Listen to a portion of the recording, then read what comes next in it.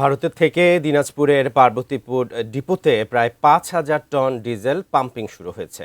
সোমবার থেকে প্রতি ঘন্টায় 113 টন করে তেল খালাস হচ্ছে, যা শেষ হতে সময় লাগবে 44 ঘন্টা।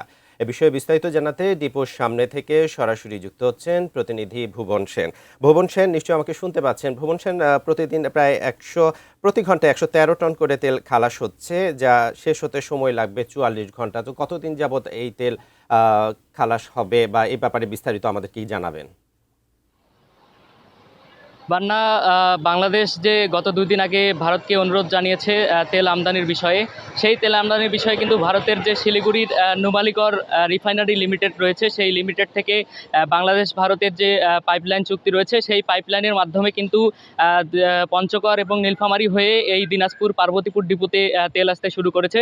গত সোমবার বিকেল 3টা 20 মিনিটে সেখান থেকে তেল আসা শুরু হয়েছে এবং যেহেতু এটি প্রতি ঘন্টায় 113 টন তেল পাম্পিং হয় এখান থেকে, সেহেতু 44 ঘন্টা প্রায় সময় লাগবে 5,000 টন তেল খালাস হতে। আজকে সন্ধ্যা নাগাদ এই তেল খালাস কার্যক্রম শেষ হতে পারে বলে আমাদেরকে জানিয়েছেন এখানকার যারা পদ্মা অয়েল পিএলসির যে উপস্থাপক আহসান হাবিব, তিনি আমাকে কিন্তু জানিয়েছেন যে আজকে সন্ধ্যা নাগাদ এই 5,000 টন যে সম্পূর্ণ তেল সেটি কিন্তু খালাস হতে পারে।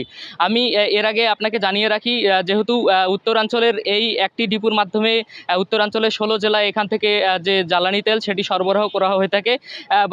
ভারত বাংলাদেশ যে পাইপলাইন রয়েছে, সেই পাইপলাইনের মাধ্যমে ডিজেল তেল আসে এবং রেলওয়ে ওয়াগনের মাধ্যমে খুলনা থেকে কিন্তু এখানে ডিজেল আসে এই ডিপোতে। এবং রোড রোড সড়ক পথে পেট্রোল এবং অকটেন কিন্তু এই ডিপোতে আসতে শুরু করেছে। যেহেতু যেহেতু কয়েকদিন ধরে যে জ্বালানি সংকটের কথা বলা হয়েছে, সেই জ্বালানি সংকটের কারণে কিন্তু সাধারণ মানুষ যারা ক্রেতা রয়েছেন, জ্বালানি ক্রেতা, তারা কিন্তু তারা 1 লিটারের জায়গায় 5 লিটার কিনছেন, যার কারণে এই যে ঘাটতি সেটি কিন্তু রয়েছে।